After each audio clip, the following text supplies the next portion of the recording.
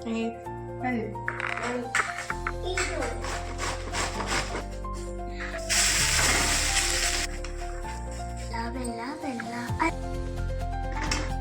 ಹೀಗೆ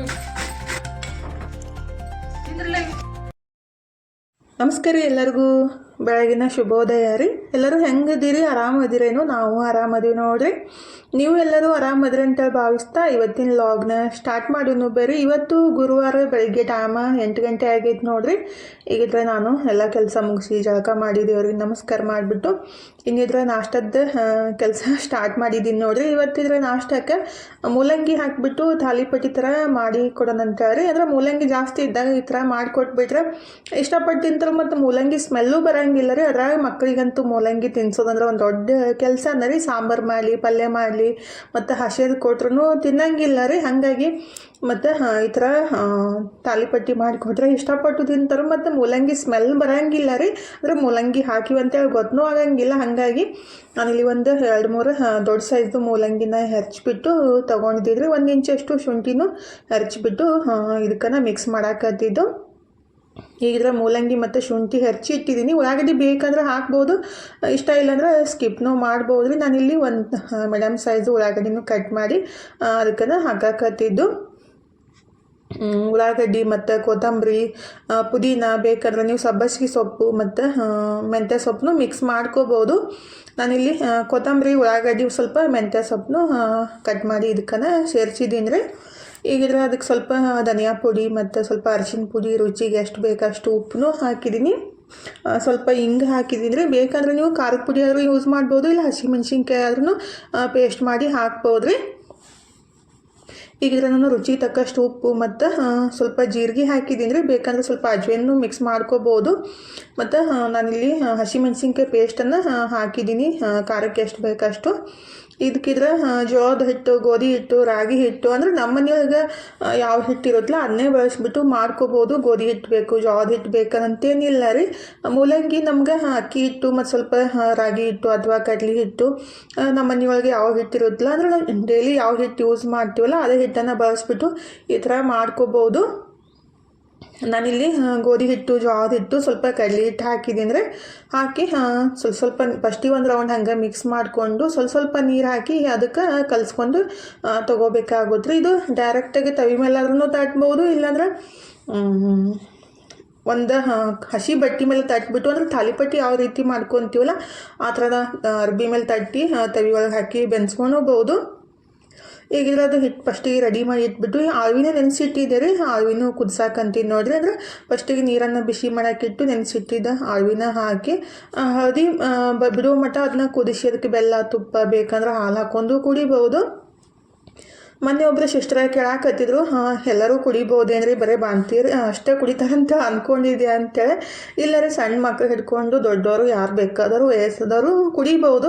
ಇದೇನು ಯಾವ ಸೈಡ್ ಇಫೆಕ್ಟ್ನೂ ಇಲ್ಲ ರೀ. ಹಾಗಾಗಿ ಹೇಳಾಕತ್ತಿದ್ದಷ್ಟೇ. ಅಂದ್ರೆ ನಾನು ಮಾಡೋಕತ್ತಿದ್ದಲ್ಲ, ಹಾಗಾಗಿ ಅವ್ರ ಥರನೇ ಬೇರೆದವ್ರಿಗೆ ಡೌಟ್ ಇತ್ತಂದ್ರೆ ಕ್ಲಿಯರ್ ಆಗಲಿ ಅಂತ ಹೇಳಾಕತ್ತಿದ್ದಷ್ಟೇ ರೀ. ಎಲ್ಲರೂ ಕುಡಿಬೋದು. ಅಂದರೆ 5 ವರ್ಷದಿಂದ ಹಿಡ್ಕೊಂಡು ದೊಡ್ಡವರು ತನಕನೂ ಕುಡಿಬೋದು, ವಯಸ್ಸಾದವರು ಕುಡಿಬೋದು. ಇದಕ್ಕೇನು ವಯಸ್ಸು ಲಿಮಿಟೆಡ್ ಇಲ್ಲ. ಮತ್ತು ಇವರೇ ಕುಡಿಬೇಕು ಅವರೇ ಕುಡಿಬೇಕಂತೇನಿಲ್ಲ ರೀ.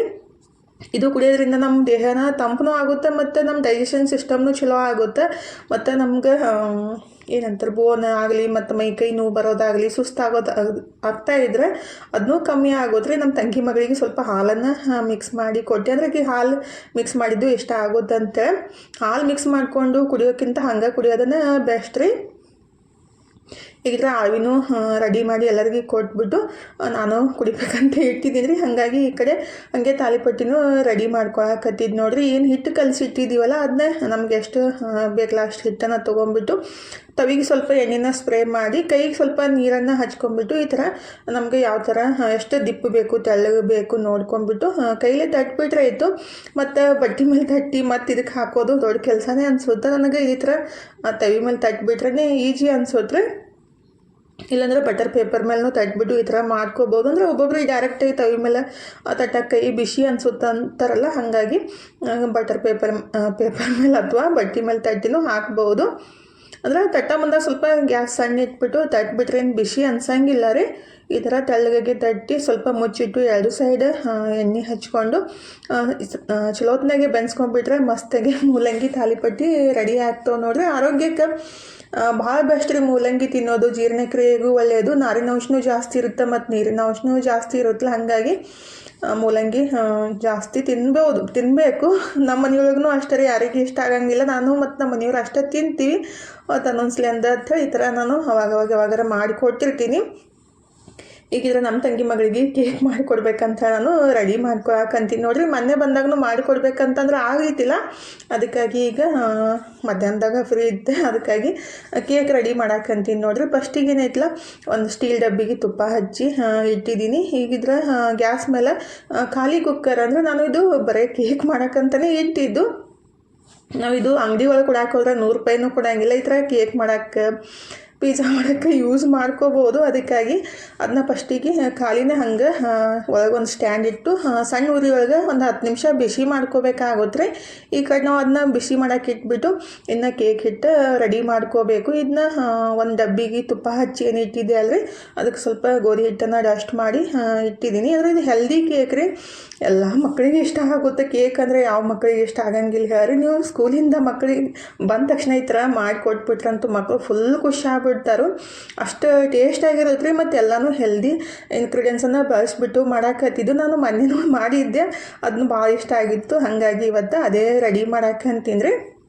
ಫಸ್ಟಿಗೆ ಅರ್ಧ ಬಟ್ಲಷ್ಟು ಹಾಲು, ಅರ್ಧ ಬಟ್ಲಷ್ಟು ಮೊಸರು, ಒಂದು 3 ರಿಂದ 4 ದೊಡ್ಡ ಚಮಚದಷ್ಟು ತುಪ್ಪನ ಹಾಕಿದ್ದೀನಿ ರೀ. ಅಂದರೆ ನಾಷ್ಟ ಮಾಡೋ ಚಮಚಲ್ಲಿ ಅಂದರೆ 1/4 ಬಟ್ಲಷ್ಟು ತುಪ್ಪ ಹಾಕಬೇಕಾಗುತ್ತೆ. ಅರ್ಧ ಬಟ್ಲು ಮೊಸರು, ಅರ್ಧ ಬಟ್ಲು ಹಾಲು ಮತ್ತು ಒಂದು 1/4 ಬಟ್ಲಷ್ಟು ತುಪ್ಪ, ಅಥವಾ ನೀವು ಎಣ್ಣೆನ ಬಳಸ್ಬೋದು, ಇಲ್ಲ ಬಟ್ರನ್ನು ಬಳಸ್ಬೋದು. ನಾನಿಲ್ಲಿ ತುಪ್ಪನ ಹಾಕಿದ್ದೀನಿ ರೀ. ಮತ್ತು 3/4 ಬಟ್ಲಷ್ಟು ಬೆಲ್ಲನ ಸೇರ್ಸಾಕತ್ತಿದ್ದು, ಅಂದ್ರೆ ಪುಡಿ ಬೆಲ್ಲ ರೀ. ಅಂದರೆ ನೀವು ಸಕ್ಕರೆ ಅಥವಾ ಪುಡಿ ಬೆಲ್ಲ ಅಥವಾ ನಾರ್ಮಲ್ ಬೆಲ್ಲ ಇರುತ್ತಲ್ಲ, ಅದನ್ನು ಸಣ್ಣಗೆ ಪುಡಿ ಮಾಡಿಬಿಟ್ಟು ಸೇರಿಸ್ಕೋಬೋದು. ಈಗಿದ್ರೆ ಬೆಲ್ಲ ಮತ್ತೆಲ್ಲ ಹಾಕಿಬಿಟ್ಟು ಚಲೋತ್ನಾಗೆ ಒಂದು ರೌಂಡ ಬೀಟ್ ಮಾಡ್ಕೋಬೇಕ್ರಿ. ಬೆಲ್ಲ, ಹಾಲು, ತುಪ್ಪ, ಮೊಸರು ಎಲ್ಲನೂ ಮಿಕ್ಸ್ ಆಗಬೇಕು. ಅಷ್ಟು ತನಕ ಎಲ್ಲ ನೀಟಾಗಿ ಮಿಕ್ಸ್ ಮಾಡ್ಕೊಂಬಿಟ್ಟು ಆಮೇಲೆ ಒಂದು ಬಟ್ಲಷ್ಟು ನಾನಿಲ್ಲಿ ಗೋಧಿ ಹಿಟ್ಟು ತೊಗೊಂಡಿನಿ ರೀ. ನೀವು ಮೈದಾ ಹಿಟ್ಟಾದರೂ ತೊಗೋಬೋದು, ಇಲ್ಲ ರಾಗಿ ಹಿಟ್ಟಾದ್ರೂ ತೊಗೋಬೋದು. ಟೇಸ್ಟ್ ಮಾತ್ರ ಬೆಸ್ಟ್ ಇರುತ್ತೆ ರೀ. ಈಗಿದ್ರೆ ನಾನು 1 ಬಟ್ಲಷ್ಟು ಗೋಧಿ ಹಿಟ್ಟು, 3/4 ಬಟ್ಲಷ್ಟು ಹಾಲಿನ ಪುಡಿನ ತೊಗೊಂಡಿದ್ದೀನಿ ರೀ. ಹಾಲಿನ ಪುಡಿ ಇರ್ಲಿಕ್ಕಂದ್ರೆ ಸ್ಕಿಪ್ ಮಾಡ್ಬೋದು. ನಾನಿಲ್ಲಿ 1/4 ಬಟ್ಲಷ್ಟು ಹಾಲಿನ ಪುಡಿ ಮತ್ತು 1 ಬಟ್ಲಷ್ಟು ಗೋಧಿ ಹಿಟ್ಟು, 1 ಚಮಚದಷ್ಟು ಕೋಕೋ ಪುಡಿನ ಹಾಕಿದ್ದೀನಿ ರೀ. 1 ಚಮಚದಷ್ಟು ಕೋಕೋ ಪುಡಿ ಹಾಕಿ ಚಲೋತ್ನಾಗ ಒಂದು ರೌಂಡ ಮಿಕ್ಸ್ ಮಾಡ್ಕೋಬೇಕಾಗುತ್ತೆ. ಅಂದರೆ ಹಿಟ್ಟು ಮತ್ತೆಲ್ಲ ಏನು ಇಂಗ್ರೀಡಿಯೆಂಟ್ಸ್ ಹಾಕಿರ್ತೀವಲ್ಲ, ಹಾಲು, ತುಪ್ಪ, ಮೊಸರು, ಅದನ್ನೆಲ್ಲ ಚಲೋತ್ನಾಗೆ ಮಿಕ್ಸ್ ಮಾಡ್ಕೊಂಬಿಟ್ಟು ಈ ಥರ ಹಿಟ್ಟನ್ನು ರೆಡಿ ಆಗುತ್ತೆ. ಭಾಳ ಅಲಸೆಲ್ಲ ಮಾಡ್ಕೊಳಕ್ಕೆ ಹೋಗಬಾರ್ದು, ಅವಾಗ ಕೇಕ್ ಸರಿಯಾಗಿ ಬರೋಂಗಿಲ್ಲ ರೀ. ಒಂದ್ಸಲ ನಾವು ಕೇಕ್ ಮಾಡೋದು ಕಲ್ತ್ಬಿಟ್ರೆ ಕೇಕ್ ಮಾಡೋದು ಈಜಿ ಆಗಿಬಿಡುತ್ತೆ. ಏನಪ್ಪ ಎಷ್ಟು ಈಜಿ ಐತಲ್ಲ ಅಂತ ಅನ್ಸಕ್ಕೆ ಸ್ಟಾರ್ಟ್ ಆಗುತ್ತೆ. ಫಸ್ಟಿಗೆ ಕಲಿಯೋ ಮಟ್ಟ ಸ್ವಲ್ಪ 1-2 ಸಲ ಸ್ವಲ್ಪ ಡಿಫ್ರೆಂಟ್ ಆಗ್ತಾ ಇರ್ತೈತಿ. ಬೇಜಾರು ಮಾಡ್ಕೊಳಕ್ಕೆ ಹೋಗಬಾರ್ದು, ಪದೇ ನಾವು ಟ್ರೈ ಮಾಡ್ತಾ ಇದ್ರೆ ಆಯಿತು. ಕೇಕ್ ಏನೈತಲ್ರಿ, ಎಗ್ ಹಾಕ್ದೇನೆ ಮತ್ತು ಜಾಸ್ತಿ ಏನು ಕೆಮಿಕಲ್ ಯೂಸ್ ಮಾಡ್ದೇನೆ ಮನ್ಯಾಗ ಈ ಥರ ಮಾಡಿಕೊಟ್ರಂತೂ ಮಕ್ಕಳಿಗೆ ಸಿಕ್ಕಾಪಟ್ಟೆ ಖುಷಿ ಆಗುತ್ತೆ. ನಾನಿಲ್ಲಿ 1/4 ಚಮಚದಷ್ಟು ಬೇಕಿಂಗ್ ಸೋಡಾ ಮತ್ತು 1 ಚಮಚದಷ್ಟು ಬೇಕಿಂಗ್ ಪೌಡ್ರ್ ಹಾಕಿದ್ದು, ಸ್ವಲ್ಪ ಅದ್ರ ಮೇಲೆ ಹಾಲು ಹಾಕಿಬಿಟ್ಟು ಬೇಕಂದರೆ ನಮ್ಮ ಮನೆಯೊಳಗಿರೋ ಡ್ರೈ ಫ್ರೂಟ್ಸ್ನ ಎಲ್ಲ ಹಾಕಿ ಮಿಕ್ಸ್ ಮಾಡ್ಕೋಬೋದು ರೀ. ಮೊನ್ನೆ ಒಬ್ಬರು ಸಿಸ್ಟ್ರ್ ಹೇಳಾಕತ್ತಿದ್ರು ಬೇಕಿಂಗ್ ಪೌಡ್ರ್, ಬೇಕಿಂಗ್ ಸೋಡಾ ಭಾಳ ಬಳಸಬಾರ್ದು ಅಂತೇಳಿ. ಹೊರಗಡೆ ತರೋಕ್ಕಿಂತ ಕೇಕ್ ರೀ, ಮನ್ಯಾಗ ಮತ್ತು ಬೇಕಿಂಗ್ ಪೌಡ್ರ್ ಆಗಲಿ ಬೇಕಿಂಗ್ ಸೋಡಾ ಆಗಲಿ ಬಳಸ್ದೇ ಮಾಡೋಕ್ಕಾಗಂಗಿಲ್ಲ. ಹಾಗಾಗಿ ಇಷ್ಟರ ಹಾಕಲೇಬೇಕಾಗುತ್ತಲ್ಲ, ಹಾಗಾಗಿ ಯೂಸ್ ಮಾಡೋದ್ರಿ. ಈಗ ಬೇಕಿಂಗ್ ಪೌಡ್ರ್ ಮತ್ತು ಬೇಕಿಂಗ್ ಸೋಡಾ ಮತ್ತು ಸ್ವಲ್ಪ ಡ್ರೈ ಫ್ರೂಟ್ಸ್ ಮತ್ತು ಚೋಕೋ ಚಿಪ್ಸ್ ಇದ್ದು ಮನೆಯೊಳಗೆ, ನಮ್ಮ ಮನೆಯೊಳಗೆ ಡ್ರೈ ಫ್ರೂಟ್ಸ್ ಯಾವುದಿರುತ್ತೆ ಮತ್ತು ಟ್ರೂಟಿ ಫ್ರೂಟಿ ಇದ್ದರೆ ಮಿಕ್ಸ್ ಮಾಡ್ಕೋಬೋದು. ಈಗಿದ್ರೆ ನಾನು ಎಲ್ಲನೂ ಹಾಕಿ ಒಂದು ರೌಂಡ್ ಚಲೋತ್ನಾಗೆ ಮಿಕ್ಸ್ ಮಾಡಿ ಈ ಹದಕ್ಕೆ ಹಿಟ್ಟು ಇರಬೇಕು ರೀ. ಭಾಳ ಅಳಸು ಮಾಡ್ಕೊಳಕ್ಕೆ ಹೋಗಬಾರ್ದು. ಹಿಟ್ಟು ಅಳಸಾಗ್ಬಿಟ್ರೆ ಏನೈತಿಲ್ಲ, ಕೇಕ್ ಭಾಳ ಜಿಗುಟ್ ಥರ ಅನಿಸುತ್ತೆ, ಪ್ಲಫ್ ಥರ ಬರೋಂಗಿಲ್ಲ, ಅಂದರೆ ಸಾಫ್ಟ್ನೆಸ್ ಬರೋಂಗಿಲ್ಲ ರೀ.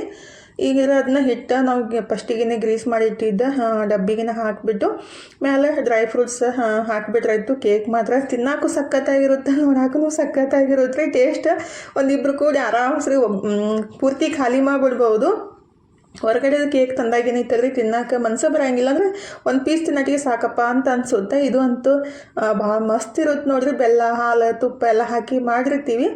ಈಗಿದ್ರೆ ನಾವು ಫಸ್ಟಿಗೆ ಕುಕ್ಕರ್ ಬಿಸಿ ಮಾಡೋಕ್ಕೆ ಇಟ್ಟಿದ್ದೀವಲ್ಲ, ಆ ಕುಕ್ಕರ್ ಒಳಗೇ ಅದು ಹಿಟ್ಟು ಹಾಕಿಬಿಟ್ಟು ಒಂದೆರಡು ಸಲ ಟ್ಯಾಪ್ ಮಾಡಿಕೊಂಡು ಆಮೇಲೆ ಕುಕ್ಕರ್ ಒಳಗಿಟ್ಟು ಫಸ್ಟಿಗೆ ಹೈ ಫ್ಲೇಮ್ ಒಳಗೆ 10 ನಿಮಿಷ ಇಡಬೇಕ್ರಿ. ಆಮೇಲೆ ಲೋ ಫ್ಲೇಮ್ ಒಳಗೆ 20 ರಿಂದ 25 ನಿಮಿಷ ಕುದಿಸ್ಕೋಬೇಕಾಗುತ್ತೆ. ಅಂದರೆ ಉರಿ ಮೇಲೆ ಸ್ವಲ್ಪ ಹೆಚ್ಚು ಕಡಿಮೆ ಆಗ್ಬೋದು. ಒಂದು 30-35 ನಿಮಿಷ ಒಳಗಡೆ ಕೇಕ್ ರೆಡಿ ಆಗುತ್ತೆ. ಈಗಿದ್ರೆ ನಾನು ಕೇಕನ್ನು ರೆಡಿ ಮಾಡೋಕೆ ಇಟ್ಬಿಟ್ಟು ಈ ಕಡೆ ಇದ್ರೆ ಗೆಣಸಿನ್ಕಾಯಿ ಪಾಯಸ ಮಾಡೋದಂತೆ ರೆಡಿ ಮಾಡ್ಕೊಳಕಂತೀನಿ ನೋಡ್ರಿ. ಟೇಸ್ಟ್ ಮಸ್ತ್ ಇರುತ್ತೆ. 1 ವರ್ಷ ಹಿಂದೆನೋ ಮಾಡಿದ್ದು ಅನ್ಸುತ್ತೆ, ಮತ್ತು ಇವತ್ತು ಮಾಡೋಣಂತೆ ರೆಡಿ ಮಾಡಕ್ಕಂತೀನಿ ನೋಡ್ರಿ. ನಂದು ಉಪವಾಸ ಇತ್ತು ಇವತ್ತು, ನಾಷ್ಟ ಮಾಡಿತ್ತಿಲ್ಲ, ಹಾಗಾಗಿ ಇದನ್ನೇ ಪಾಯಸ ಮಾಡಿಕೊಂಡು ತಿಂದ್ರೆ ಆಯ್ತು ಅಂತೇಳಿ. ನಕ್ಕ ಉಪವಾಸ ಇದ್ದಾಗ ಪಾಯಸ ತಿಂತೀರಂತ ಅನ್ನಕ್ಕೆ ಹೋಗ್ಬೇಡ್ರಿ. ಮೊನ್ನೆ ಎದ್ರದ್ದು ಪಾಯಸ ಮಾಡಿದ್ದೆ, ಆವಾಗ ಒಬ್ಬರು ಸಿಸ್ಟರ್ ಹಂಗೆ ಕಮೆಂಟ್ ಮಾಡಿದ್ರು. ಅಂದರೆ ಗೆಣಸಿನ್ಕಾಯಿ ಹಾಲು ತಿನ್ನೋಕ್ಕಿಂತ ಈ ಥರ ಪಾಯಸ ಥರ ಮಾಡಿ ತಿನ್ನೋದಷ್ಟೇ ರೀ. ಈಗಿದ್ರೆ ಗೆಣಸಿನ್ಕಾಯಿನೂ ಮೇಲಿನ ಸಪ್ಪಿ ತೆಗೆದು ತೊಳೆದು ಅದನ್ನ ಈ ಥರ ಹೆರ್ಚಿಬಿಟ್ಟು ತೊಗೊಂಡಿದ್ದೀನಿ ರೀ. ಭಾಳ ತನಕ ಬಿಡಕ್ಕೆ ಹೋಗಬಾರ್ದು. ಹೆರ್ಚಿದ ತಕ್ಷಣ ಅದನ್ನ ಯೂಸ್ ಮಾಡ್ಕೊಂಡ್ಬಿಡ್ಬೇಕು, ಇಲ್ಲಾಂದರೆ ಕಪ್ಪ ಆಗುತ್ತೆ. ಹಾಗಾಗಿ ಒಂದು ಬಾಣಲಿಗೆ ಸ್ವಲ್ಪ ತುಪ್ಪ ಹಾಕಿ ಸ್ವಲ್ಪ ಬಾದಾಮಿ ಮತ್ತು ದ್ರಾಕ್ಷಿನ ಹುರಿದು ಎತ್ತಿ ಇಟ್ಟಿದ್ದೀನಿ. ಆಮೇಲೆ ಇದು ಹೆರ್ಚಿಟ್ಟಿದ್ದ ಗೆಣಸಿನ್ಕಾಯಿ ತುರಿ ಏನೈತಲ್ಲ ಹಾಕಿ ಅದೇ ತುಪ್ಪನಾಗ ಚಲೋತ್ನಾಗೆ ಹುರ್ಕೊಂಡ್ಬಿಟ್ಟು ಆಮೇಲೆ 1 ಚಮಚದಷ್ಟು ಹಾಲಿನ ಪುಡಿನ ಹಾಕಿದ್ದೀನಿ ರೀ. ಹಾಲು ಸ್ವಲ್ಪ ತೆಳ್ಳಗಿರ್ತಾವಲ್ಲ, ಹಾಗಾಗಿ ಅದು ಗಟ್ಟಿ ಬರೋಂಗಿಲ್ಲ ಅಂತ 1 ಚಮಚದಷ್ಟು ಹಾಲಿನ ಪುಡಿ ಹಾಕಿ ಚಲೋತ್ನಾಗೆ ಒಂದು ರೌಂಡ್ ಮಿಕ್ಸ್ ಮಾಡಿಬಿಟ್ಟು ಆಮೇಲೆ ನಮಗೆ ಎಷ್ಟು ಬೇಕಲ್ಲ ಅಷ್ಟು ಹಾಲು ಹಾಕಿಬಿಟ್ಟು ಮುಚ್ಚಿಟ್ಟು ಗೆಣಸಿನ್ಕಾಯಿ ಮೆತ್ತಗಾಗೋ ಮಟ್ಟ ಕುದಿಸ್ಕೋಬೇಕಾಗುತ್ತೆ. ಒಂದು 3-4 ನಿಮಿಷ ಅಷ್ಟೇ ಹಿಡಿಯುತ್ತೆ, ಟೈಮ್ ಏನು ಜಾಸ್ತಿ ಬೇಕಾಗಿಲ್ಲ. ಅಂದರೆ ಹೆರ್ಚಿರ್ತೀವಲ್ಲ ತೆಳ್ಳಗಿರ್ತೈತಿ, ಹಾಗಾಗಿ 3-4 ನಿಮಿಷ ಒಳಗಡೆ ಗೆಣಸಿನ್ಕಾಯಿ ಈ ಥರ ಸಾಫ್ಟ್ ಆದಾಗ ನಾವು ಬೆಲ್ಲ ಅಥವಾ ಸಕ್ಕರೆನ ಬಳಸ್ಬೋದು. ನಾನಿಲ್ಲಿ ಬೆಲ್ಲನ ಹಾಕಕ್ಕಂತೀನಿ ನೋಡ್ರಿ. ಬೆಲ್ಲದ ಪುಡಿ ಅಂದರೆ ಬೆಲ್ಲ ಹಾಕಿದ ತಕ್ಷಣ ಸ್ವಲ್ಪ ಕಪ್ ಅನಿಸುತ್ತೆ, ಆದರೆ ಸಕ್ಕರೆ ಹಾಕಿದ ತಕ್ಷಣ ವೈಟ್ ಅನ್ಸುತ್ತೆ ರೀ. ಆದರೆ ನಮ್ಗೆ ಟೇಸ್ಟ್ ಮತ್ತು ಆರೋಗ್ಯಕ್ಕೆ ಒಳ್ಳೇದಂದ್ರೆ ಬೆಲ್ಲನೇ ಬಳಸೋದು ಬೆಸ್ಟ್ ರೀ. ಈಗ ಗ್ಯಾಸ್ ಬಂದ್ ಮಾಡ್ಕೊಂಡ್ಬಿಡ್ಬೇಕು ಬೆಲ್ಲ ಹಾಕಿದ ತಕ್ಷಣ ರೀ. ಅಂದರೆ ಒಂದೊಂದ್ಸಲ ಬೆಲ್ಲ ಹಾಕಿದ ತಕ್ಷಣ ಹಾಲು ಒಡ್ಕೋ ಚಾನ್ಸ್ ಇರುತ್ತೆ, ಹಾಗಾಗಿ ನಾನು ಅದನ್ನೇ ಬೆಲ್ಲ ಹಾಕ್ಬಿಟ್ಟು ಏನು ಹೊಡಿತಂತ ಚೆಕ್ ಮಾಡಕತ್ತಿದ್ದೆ. ಆಗಿತ್ತಿಲ್ಲ ರೀ, ಆದರೆ ಸ್ವಲ್ಪ ಅದು ಬೆಲ್ಲ ಹಾಕಿದ ತಕ್ಷಣ ಗಟ್ಟಿ ಆಗಕ್ಕೆ ಸ್ಟಾರ್ಟ್ ಆಯಿತು. ಹಂಗಾಗಿ ಅದನ್ನು ಮಿಕ್ಸ್ ಮಾಡಿಟ್ಟು ಏನೋ ಸ್ವಲ್ಪ ಹಾಲು ಹಾಕ್ಬೇಕಂತೇಳಿ ಈ ಕಡೆ ಕೇಕ್ನು ಚೆಕ್ ಮಾಡಕ್ಕಂತಿದ್ದೆ. ಅಂದರೆ ನಮ್ಮ ತಂಗಿ ಮಗಳು ಆಯ್ತು ನೋಡಿ ದೊಡ್ಡಮ್ಮ ಅಂತ ಕೇಳಕತ್ತಿದ್ಲು. ಅದಕ್ಕಾಗಿ 25 ನಿಮಿಷ ಆಗಿದ್ರಿ, ಇನ್ನೂ 10 ನಿಮಿಷ ಬೇಕಮ್ಮ ಅಂತ ಅದನ್ನ ಮತ್ತೆ ಚೆಕ್ ಮಾಡಿಬಿಟ್ಟು ಮುಚ್ಚಿಟ್ಟು ಇನ್ನಿದ್ರೆ ಗೆಣಸಿನ್ಕಾಯಿ ಪಾಯಸನೂ ಎಲ್ಲರಿಗೂ ಹಾಕಿ ಕೊಡ್ರೈತಂತೆ. ನಾನು ಮತ್ತೊಂದು ಸ್ವಲ್ಪ ಗಟ್ಟಿಯಾಗಿತ್ತಂತೆ ಹಾಲನ್ನು ಮಿಕ್ಸ್ ಮಾಡಿಬಿಟ್ಟು ಹಾಕಿ ಕೊಡಾಕಂತೀನಿ ನೋಡ್ರಿ. ಟೇಸ್ಟ್ ಮಾತ್ರ ಮಸ್ತ್ ಇರುತ್ತೆ, ನೀವು ಟ್ರೈ ಮಾಡಿರಿ. ಸಿಂಪಲ್ ಆಗಿದ್ರೂ ಟೇಸ್ಟ್ ಮಾತ್ರ ಸೂಪರಾಗಿ ಇರುತ್ತೆ. ಆದಷ್ಟು ನಾನು ಭೀ ಹೆಲ್ದಿ ರೆಸಿಪಿನ ಶೇರ್ ಮಾಡ್ಕೊತೀನಿ, ಪ್ಲೀಸ್ ಫಾಲೋ ಮಾಡ್ಕೊರಿ. ಅಂದರೆ ನನ್ನ ಕೈಲಿ ಆದಷ್ಟು ನನಗೆ ತಿಳಿದಷ್ಟು ಮಟ್ಟಿಗೆ ನಾನು ಹೆಲ್ದಿ ರೆಸಿಪಿನ ಶೇರ್ ಮಾಡ್ಕೊತೀನಂತೆ ಅನಿಸೈತಿ. ಹಾಗಾಗಿ ಪ್ಲೀಸ್ ನಿಮ್ಗೆ ವಿಡಿಯೋ ಇಷ್ಟ ಆಗತ್ತಿದ್ರೆ ಲೈಕ್ ಮಾಡಿ, ಶೇರ್ ಮಾಡಿ, ಸಬ್ಸ್ಕ್ರೈಬ್ ಮಾಡ್ಕೊಂಡು ಸಪೋರ್ಟ್ ಮಾಡಿರಿ. ಯಾಕಂದರೆ ಭಾಳ ದಿವಸದಿಂದ ನಾನು ಹಾರ್ಡ್ ವರ್ಕ್ ಮಾಡಾಕತ್ತಿದ್ದು. ಅಂದರೆ ವಿಡಿಯೋ ಮಾಡೋದು ಈಜಿರಿ, ಆದರೆ ಅದನ್ನ ಎಡಿಟ್ ಮಾಡಿ ಅಪ್ಲೋಡ್ ಮಾಡೋದೈತಲ್ಲ 3-4 ತಾಸು ಬೇಕಾಗುತ್ತೆ. ಅಂದ್ರೂ ಹಾರ್ಡ್ ವರ್ಕ್ ಮಾಡ್ತಾಯಿದ್ದೀನಿ. ಅದನ್ನ ಸಕ್ಸಸ್ ಸಿಕ್ಕಿಲ್ಲ ಅಂದರೆ ಸ್ವಲ್ಪ ಬೇಜಾರು ಅನ್ನಿಸ್ತಾ ಇರ್ತೈತಿ. ಇಂದಿಲ್ದ ನಾಳೆ ಸಿಕ್ಕಿತ್ತಂತೆ ನಾನು ಭೀ ಪ್ರಯತ್ನ ಪಡ್ತಾನೆ ಇದ್ದಿದ್ದೀನಿ. ನೋಡೋಣ ದೇವ್ರು ಯಾವಾಗ ಸಕ್ಸಸ್ ಕೊಡ್ತಾನಂತೇಳಿ ಗೊತ್ತಿಲ್ಲ. ಆದಷ್ಟು ಬೇಗ ಕೊಡಲಿ ಅಂತ ನಿಮ್ಮ ಹತ್ರ ಕೇಳ್ಕೊತೀನಿ. ನೀವು ಸಪೋರ್ಟ್ ಮಾಡಿಬಿಟ್ರೆ ಆದಷ್ಟು ಬೇಗ ಸಕ್ಸಸ್ಸು ಸಿಗುತ್ತಲ್ರಿ. ಹಾಗಾಗಿ ಆದಷ್ಟು ಬೇಗ 10K ಸಬ್ಸ್ಕ್ರೈಬರ್ ಆಗಲಿ ಅಂತೇಳಿ ನಿಮ್ಮ ಹತ್ರ ಮತ್ತು ಭಗವಂತನ ಹತ್ರ ಕೇಳ್ಕೊತೀನಿ. ಈಗಿದ್ರೆ ಕೇಕು ಫೈನಲಿ ರೆಡಿ ಆಗೈತ್ರಿ. ಅದನ್ನ ಸೈಡಿಗೆ ಎತ್ತಿ ಇಟ್ಬಿಟ್ಟು ಒಂದು ಬಟ್ಟೆ ಮುಚ್ಚಿ ಮೇಲೆ ಒಂದು ಪ್ಲೇಟ್ ಇಟ್ಬಿಟ್ಟು ಅದನ್ನ ಪೂರ್ತಿ ತಣ್ಣಗಾಗೋ ಮಟ್ಟ ಬಿಡಬೇಕ್ರಿ. ಆಮೇಲೆ ತಣ್ಣಗಾದ್ಮೇಲೆ ಸ್ವಲ್ಪ ಶುಗರ್ ಸಿರಪ್ ಹಾಕಬೇಕು. ಕೇಕ್ ಸಾಫ್ಟಾಗಿ ಬರುತ್ತೆ ಮತ್ತು ಟೇಸ್ಟಾಗಿರುತ್ತೆ. ಅಂದರೆ ನಾವು ಜಾಸ್ತಿ ಬೆಲ್ಲ ಯೂಸ್ ಮಾಡಿರಲ್ಲ, ಹಾಗಾಗಿ ಸ್ವಲ್ಪ ಶುಗರ್ ಸಿರಪ್ ಹಾಕಿಬಿಟ್ರೆ ಅಂದರೆ ಕೇಕು ತಣ್ಣಗಿರಬೇಕು, ಶುಗರ್ ಸಿರಪ್ನು ತಣ್ಣಗಿರ್ಬೇಕ್ರಿ. ಆವಾಗ ಅದನ್ನ ಹಾಕಿ ಸ್ವಲ್ಪ 1-2 ನಿಮಿಷ ಬಿಟ್ಟು ಆಮೇಲೆ ಕೇಕ್ ತೆಗೆದ್ಬಿಟ್ಟು ಕಟ್ ಮಾಡಿ ತಿಂದ್ರಾಯ್ತು. ಸಖತ್ತಾಗಿರುತ್ತೆ ರೀ ಟೇಸ್ಟ್ ಅಂತೂ. ನೀವು ಈ ಥರ ಮಾಡಿ ಮಕ್ಳಿಗೆ ಕೊಟ್ರೆ ಅಂದರೆ ನೀವು ಹೊರಗಡೆಯಿಂದ ಕೇಕ ಬಿಡಕ್ಕೆ ಹೋಗಂಗಿಲ್ಲ. ಮಕ್ಕಳು ಮನ್ಯಾಗ ಮಾಡಿಕೊಡ್ರಿ ಮಮ್ಮಿ ಅಂತ ಕೇಳ್ತಾರೋ, ಅಷ್ಟು ಮಸ್ತ್ ಇರುತ್ತೆ. ಈಗಿದ್ರೆ ನಾನು ಅದನ್ನ ಶುಗರ್ ಸಿರಪ್ ಹಾಕಿ ಪ್ಲೇಟಿಗೆ ಹೊರಗಡೆ ತೊಗೊಂಬಿಟ್ಟು ಆಮೇಲೆ ಕಟ್ ಮಾಡಿಕೊಂಡು ತಿಂದ್ರೆ ಐತ್ರಿ ಎಷ್ಟು ಮಸ್ತಾಗಿ ಬಂದೈತಿ ನೋಡ್ರಿ, ಸಾಫ್ಟಾಗಿ ಬಂದೈತಿ. ನಾವು ಹೊರಗಡೆ ಇಂದ ತಂದ್ರೂ ಈ ಥರ ಇರೋಂಗಿಲ್ಲ ಅಂದ್ರೆ ಹೊರಗಡೆ ಅದು ಏನಂತಾರೆ ಕೇಕ್ ಬೇಸ್ ಅಷ್ಟೊಂದು ರುಚಿ ಇರೋಂಗಿಲ್ಲ ರೀ. ಮ್ಯಾಲೆಲ್ಲ ಕ್ರೀಮ್ ಹಾಕಿಬಿಟ್ಟು ಮಾಡಿರ್ತಾರೆ. ಮತ್ತು ಕೇಕ್ ಮಾಡೋಕೆ ಹೊರಗಡೆ ಏನಿಲ್ಲ ಯಾವುದೋ ಒಂದು ಕ್ರೀಮ್ ಯೂಸ್ ಮಾಡ್ತಾರಂತೆ ಹೇಳ್ತಾರೆ. ಅಂದರೆ ನಾನು ಕೇಕ್ ಮಾಡೋರ ಹತ್ರನೇ ಕೇಳಿದ್ದು, ಒಂದು ಡಬ್ಬಿ ಒಳಗೆ ಅದು ಸುಣ್ಣದ ಥರ ಒಂದು ಕ್ರೀಮ್ ಇರುತ್ತೆ, ಅದನ್ನ ಯೂಸ್ ಮಾಡ್ತಾರತ್ತ. ಅದಕ್ಕಾಗಿ ಅದು ಕೇಕ್ ಅಷ್ಟು ಸಾಫ್ಟಾಗಿ ಬರುತ್ತಂತ ಹೊರಗಡೆಯಿಂದ ರೀ. ನನಗೂ ಅಷ್ಟೊಂದು ಗೊತ್ತಿಲ್ಲ, ಆದರೆ ಅವ್ರು ಹೇಳಿದ್ದನ್ನು ಕೇಳಿದ್ದು. ಅಂದ್ರೆ ಅವ್ರು ಕೇಕ್ ಮಾಡೋಕ್ಕೆ ಅದು ಏನು ಬೇಕ್ರಿ ಒಳಗೆ ಕೆಲ್ಸಕ್ಕೆ ಹೋಗ್ತಿರು, ನಮ್ಮ ಮನೆ ಹತ್ರ ಇದ್ದರು, ಅವರು ಹೇಳಾಕತ್ತಿದ್ರು ಅಷ್ಟೇ ರೀ.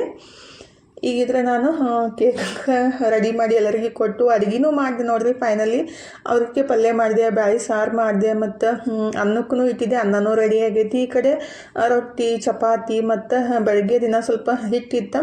ನಂದು ಇವತ್ತು ಉಪವಾಸ, ಹಾಗಾಗಿ ಮಧ್ಯಾಹ್ನ 3 ಗಂಟೆಗೆ ಊಟ ಮಾಡಿಬಿಡ್ತೀನಿ. ಸಂಜೆಗೆ ಊಟ ಮಾಡಿಬಿಟ್ರೆ ಅದು ಡೈಜೆಷನ್ ಆಗಂಗಿಲ್ಲ ರೀ. ಅದಕ್ಕಾಗಿ ಒನ್ ಟೈಮ್ ಉಪವಾಸ ಮಾಡೋದು, ಅಂದ್ರೆ ಫುಲ್ ಡೇ ಉಪವಾಸ ಮಾಡೋಕ್ಕಾಗಂಗಿಲ್ಲ. ಹಾಗಾಗಿ ಒನ್ ಟೈಮ್ ಊಟ ಮಾಡ್ಕೊಂಡು ಉಪವಾಸ ಮಾಡೋದು. ಉಪವಾಸ ಅಂದರೆ ಒನ್ ಟೈಮ್ ಉಪವಾಸ ಅಷ್ಟೇ, ಅಂದರೆ ಊಟ ಮಾಡೋದು ಅಷ್ಟೇ ರೀ. ಈಗಿದ್ರೆ ಫೈನಲಿ ಅಡುಗೆ ಎಲ್ಲ ಮುಗೀತು, ಊಟನೂ ಸ್ಟಾರ್ಟ್ ಮಾಡಿದ್ದೀವಿ ನೋಡಿರಿ. ನನ್ನ ಮಗಳಿಗಿದ್ರೆ ಈ ಕಡೆ ಅದು ಸೌತೆಕಾಯಿ, ಮೂಲಂಗಿ ಮತ್ತು ಕ್ಯಾರೆಟ್ ಕಟ್ ಮಾಡಿ ಇಟ್ಟಿದ್ದಲ್ಲ, ಕೇಸರಿ ಬಿಳಿ ಹಸಿರು ಆಗಿತ್ತು. ಮಮ್ಮಿ ನಡು ಒಂದು ಬ್ಲೂ ಕಲರ್ ಏನಾದರೂ ಇಡ್ರಿ ಅಂತ ಅನ್ನಾಕತ್ತಿದ್ಲು. ಇದನ್ನೇ ಮೆಂತಿ ಪಲ್ಯ ತೋರು ಅಂತ ಇಡಾಕತ್ತಿದ್ದೆ, ಅಂದರೆ ಸುಮ್ಮನೆ ಹೇಳಾಕತ್ತಿದ್ದೆ ಆಕೆಗೆ. ಈಗಿದ್ರೆ ಮಸ್ತಾಗಿ ಊಟ ಎಲ್ಲ ಮುಗಿಸ್ಬಿಟ್ಟು ಟೈಮಿಗೆ ರೆಸ್ಟ್ ಮಾಡಾಕತ್ತಿದ್ವಿ. 7 ಗಂಟೆ ಆಗೈತ್ರಿ. ಅಂದ್ರೆ ಚಹಾ ಅಷ್ಟು ಮಾಡಿಕೊಟ್ಟು ಫಸ್ಟಿಗೆ ಸಾಬುದಾನಿ ಚೂಡ ಮಾಡಿಕೊಟ್ಟಿದ್ದೆ.